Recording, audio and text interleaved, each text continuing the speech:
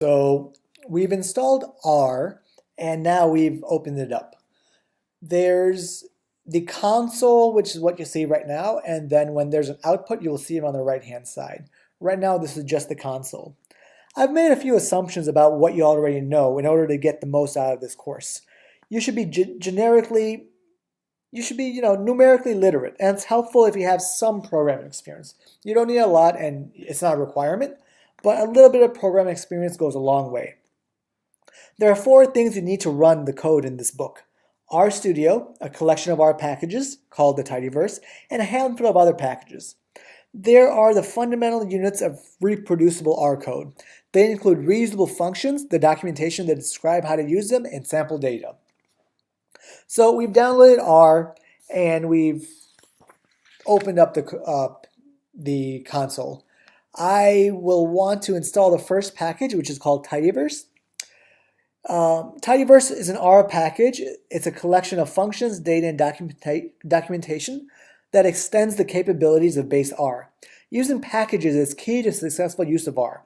The majority of packages that you will learn in this book are part of the so-called tidyverse. The packages in tidyverse share a common philosophy of data and R programming and are designed to work together naturally. So let's go ahead and install tidyverse with a single line of code. You can see this line right here, install.packages, with tidyverse as the parameter in the function. And it will start installing all these dependencies. That's the first part. Then it'll go down and download all these other items and install them. You may need to choose a mirror. Ideally, you choose the mirror that's closest to your physical location.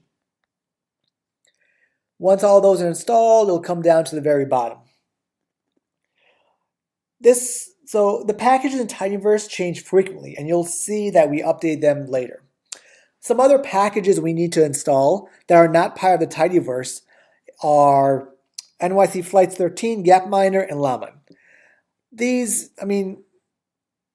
We need to install these packages not because they're not better or worse, they're just different. In other words, the complement to tidyverse is not Messiverse, but many other universes of interrelated packages. As you tackle more data science projects with R, you'll learn new packages and new ways of thinking. So let's go ahead and install NYC Flights, Gapminder, and Llama.